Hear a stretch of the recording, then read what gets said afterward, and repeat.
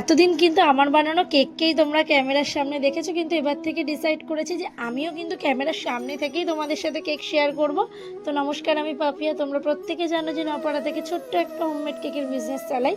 আর তোমরা যারা আমার কাছ থেকে কেক নিতে চাইছো তারা স্ক্রিনে দেওয়া নম্বরে কিন্তু অবশ্যই আমার সাথে কন্ট্যাক্ট করতে পারো।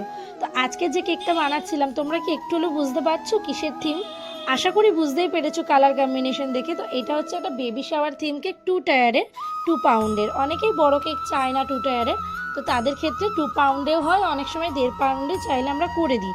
তো এই কেকটার মাধ্যমে তোমাদেরকে একটা ঘটনা শেয়ার করব। সেটা হচ্ছে, যখনই আমরা 2 টায়ার কেক এরকম বেবি শাওয়ারের বানাই, এখানে একটা টপার ইউজ হয় বেশিরভাগ ক্ষেত্রেই, যেটা আর কি প্রেগনেন্ট বোঝায়। তো সেই রুম টপারের মধ্যে একজন মহিলা থাকে পিঙ্ক কালার গ্রাউন্ড পরে, আর একজন থাকে স্কাই কালার। তো আমার কাছে যখন যেটা অ্যাভেলেবেল থাকে সেটাই আমি কেকের সাথে দিয়ে দিই, কারণ যে কোনো টপারই কিন্তু কেকের সাথে মানানসই হয়ে যায়।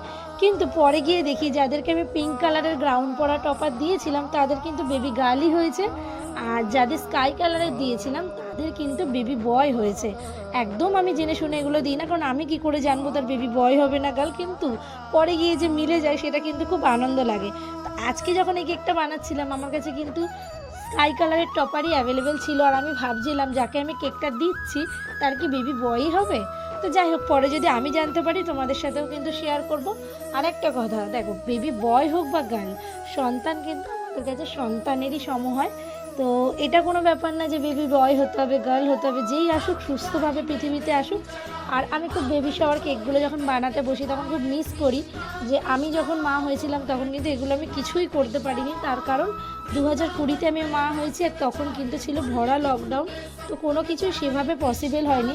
তাই যখন অন্য কেউ আমার কাছে বেবি শাওয়ারের কেক অর্ডার দেয় তখন কিন্তু আমি আমার বেস্ট দিয়ে সবসময় বানানোর চেষ্টা করি। আর নিজের বেস্ট দিয়ে যখন কিছু বানানো হয় আমি জানি তার রেজাল্টটাও খুব ভালো আসে। তো তোমাদেরকে এই কেকটার কিন্তু ফাইনাল লুকটা আমি শেয়ার করছি, তোমরা জানিও কেকটা কেমন দেখতে হয়েছে। তোমাদের স্পেশাল দিনেও কিন্তু এরকম কেক অর্ডার করার জন্য অবশ্যই আমার সাথে কন্ট্যাক্ট করো। তো দেখা হচ্ছে পরের অন্য কোনো ভিডিওতে। আপনাদের জন্য টাটা।